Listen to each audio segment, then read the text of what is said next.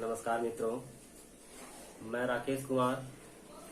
Corona classes के इस नए यूट्यूब चैनल में आप सभी छात्र छात्राओं का हार्दिक हार्दिक स्वागत है। आज मैं आप लोगों के लिए 10वीं कक्षा का इतिहास विषय लेकर के आया हूं, जिसमें हम लोग यूरोप में राष्ट्रवाद का उदय पढ़ रहे थे। जिसमें पिछले वीडियो में हम लोगों ने पढ़ा था कि राष्ट्रवाद क्या है और नेपोलियन कौन था। ये दो प्रश्न हम लोगों ने पिछले क्लास में चर्चा किया था। तो राष्ट्रवाद के बारे में पिछले क्लास में हमने ये पढ़ा था कि किसी भी देश का विकास करना क्या कहलाता है? राष्ट्रवाद। किसी भी देश का विकास करना क्या कहलाता है? राष्ट्रवाद। राष्ट्रवाद एक ऐसी सामाजिक परिकल्पना होती है जिसमें आर्थिक, सामाजिक, राजनीतिक, धार्मिक सभी क्षेत्रों का बहुमूल्य योगदान होता है। इसमें सभी लोग अपने अपने देश के प्रति प्रेम की भावना को उजागर करने का कार्य करते हैं और सभी लोग आपस में भाईचारा बना करके एक सच्चे लोकतंत्र की स्थापना करके अपने देश के विकास को अग्रसर करने का कार्य करते हैं। पिछले वीडियो में हम लोगों ने पढ़ा था कि नेपोलियन कौन था और नेपोलियन कहाँ का शासक था। तो नेपोलियन फ्रांस का शासक था। पिछले वीडियो में आप लोग देखेंगे। आज का जो प्रश्न है, आज का प्रश्न है यूरोप में राष्ट्रवाद का उदय, जो आपका टॉपिक है। इसके तहत जो आपका अगला सवाल खड़ा होता है, यूरोपीय राष्ट्रवाद को फैलाने में नेपोलियन का क्या योगदान है। यह आपका सवाल है, यूरोपीय राष्ट्रवाद को फैलाने में नेपोलियन का क्या योगदान है। इस सवाल को भी मार लेंगे। यूरोपीय राष्ट्रवाद को फैलाने में नेपोलियन का क्या योगदान है। तो यूरोपीय राष्ट्रवाद को फैलाने में नेपोलियन बोनापार्ट का अहम योगदान है। इसने इटली एवं जर्मनी को भौगोलिक परिधि से बाहर निकालकर, इटली एवं जर्मनी को भौगोलिक परिधि से बाहर निकालकर, किसके द्वारा? नेपोलियन के द्वारा। सबसे पहला सवाल है आपका, यूरोपीय राष्ट्रवाद को फैलाने में नेपोलियन का क्या योगदान है। यूरोपीय राष्ट्रवाद को फैलाने में नेपोलियन बोनापार्ट का अहम योगदान है। इसके द्वारा इटली एवं जर्मनी को भौगोलिक परिधि से बाहर निकालकर वास्तविक एवं राजनीतिक सत्ता दिलाने का काम किया गया। किसके द्वारा? तो नेपोलियन बोनापार्ट के द्वारा। वास्तविक एवं राजनीतिक सत्ता का मतलब क्या हुआ? जैसा कि यहाँ पे एक शब्द लिखा गया है, भौगोलिक परिधि। भौगोलिक परिधि का मतलब जो मानचित्र पर जो दिया गया है, यूरोप महादेश के जितने सारे कंट्री हैं, भौगोलिक जो स्थिति है उस स्थिति से बाहर निकाल करके वास्तविक एवं राजनीतिक सत्ता दिलाने का काम कौन किया? तो नेपोलियन ने। और फ्रांस की क्रांति, इसी समय फ्रांस की क्रांति भी हुआ था 1789 ईस्वी में। और फ्रांस की क्रांति ने राष्ट्रीयता के सिद्धांत को जन्म दिया। फ्रांस की क्रांति ने राष्ट्रीयता के सिद्धांत को जन्म दिया और नेपोलियन के द्वारा 1810 ईस्वी में जर्मन राइन संघ की स्थापना की गई। और साथ ही साथ में जर्मन राइन संघ की स्थापना के साथ साथ देश की एकता को मजबूत करने का काम नेपोलियन बोनापार्ट के द्वारा किया गया। नेपोलियन मात्र 24 वर्ष की अवस्था में एक सैनिक से सेनापति बन गया और ये फ्रांस की गद्दी पर 1804 में बैठता है। फ्रांस की गद्दी पर कब बैठा? 1804 में। नेपोलियन कहाँ का शासक था? तो फ्रांस का शासक था।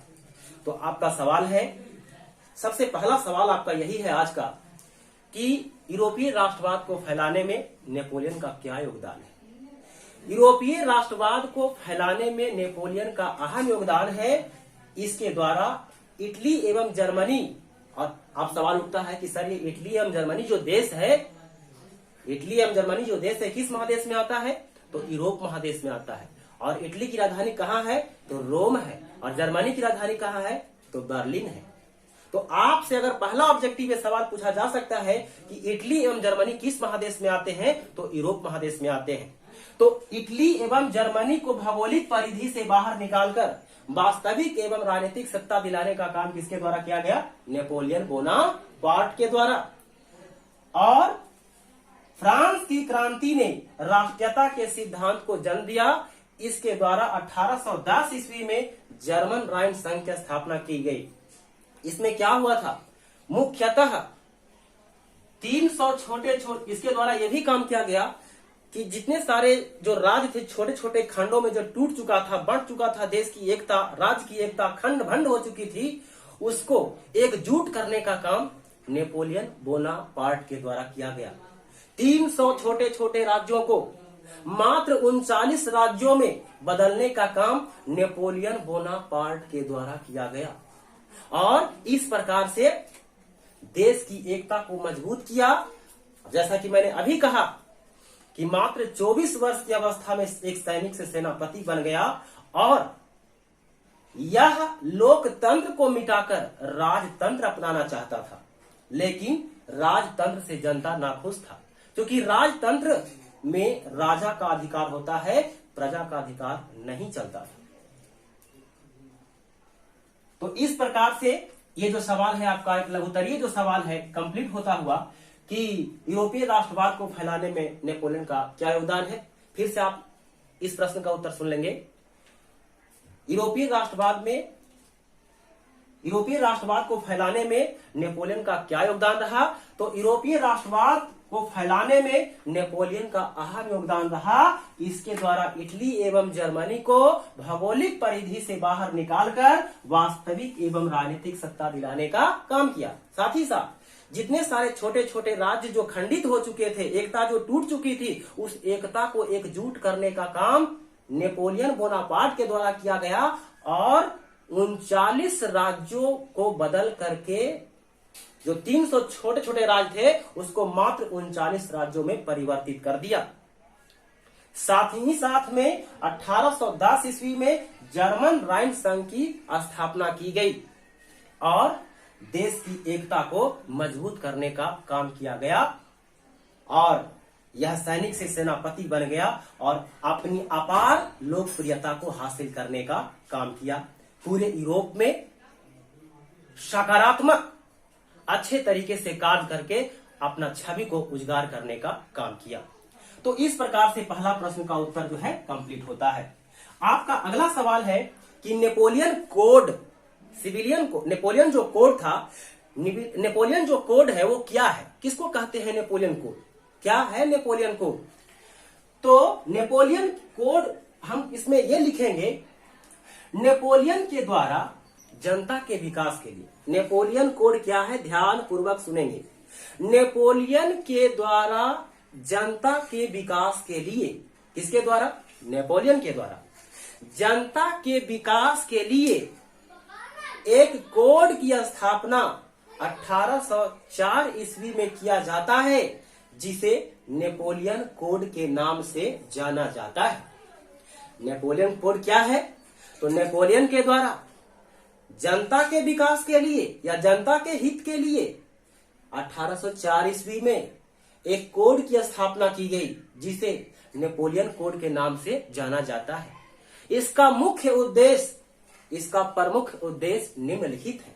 पहला बिंदु, कानून अगर बनेगा तो सबके लिए समान कानून होगा, चाहे वह पादरी वर्ग हो, चाहे वह कुलीन वर्ग हो, चाहे वह सर्वहारा वर्ग हो। अब ये कुलीन वर्ग क्या है, सर्वहारा वर्ग क्या है, इस पर भी हम लोग फोकस करेंगे। तो इसका नेपोलियन कोड का पहला प्रमुख उद्देश्य में आया कि पहला पॉइंट में आप लोग ये लिखिएगा कि कानून सबके लिए एक समान होगा। दूसरा पॉइंट, कोई भी व्यक्ति दूसरे की संपत्ति को छीनने का प्रयास नहीं करेगा, हड़पने का प्रयास नहीं करेगा। नेपोलियन कोड का दूसरा मुख्य उद्देश्य आया कि कोई भी व्यक्ति दूसरे की संपत्ति को छीनने का कार्य, हड़पने का कार्य नहीं करेगा। तीसरा प्रमुख उद्देश्य क्या है, व्यापार को बढ़ावा दिया, व्यापार को बढ़ावा दिया अर्थात रोजगार और व्यापार को बढ़ावा दिया, जिससे जनता की भलाई हो सके, जनता का सही तरीके से जीविकोपार्जन हो सके। इस प्रकार से आपका ये दूसरा प्रश्न का उत्तर जो है समापन होता है। तो अभी तक आप लोगों ने पहला वीडियो में पढ़ा कि राष्ट्रवाद क्या है। दूसरा क्वेश्चन आपने पढ़ा था कि नेपोलियन का परिचय दें, क्या नेपोलियन कौन था। और आप तीसरा सवाल है आज का कि यूरोपीय राष्ट्रवाद को फैलाने में नेपोलियन बोनापार्ट का क्या योगदान है, और चौथा सवाल आपने पढ़ा कि नेपोलियन कोड से आप क्या समझते हैं। इस प्रकार से यह वीडियो समाप्त होता है।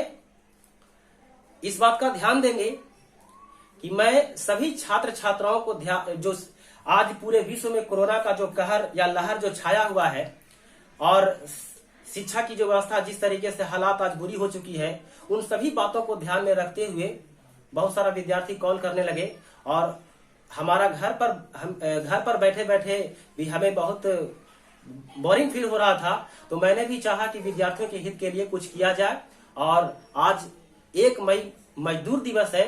इसी के शुभ अवसर पर हमने भी सोचा कि विद्यार्थियों के हित के लिए कुछ वीडियो जो है बना करके जारी करें, ताकि हमारा विद्यार्थी का कल्याण हो सके। और मेरा चैनल का नाम है corona classes by R Kumar. इन्हीं सारे शब्दों के साथ अपनी वाणी को विराम देते हैं। जय हिंद, जय भारत।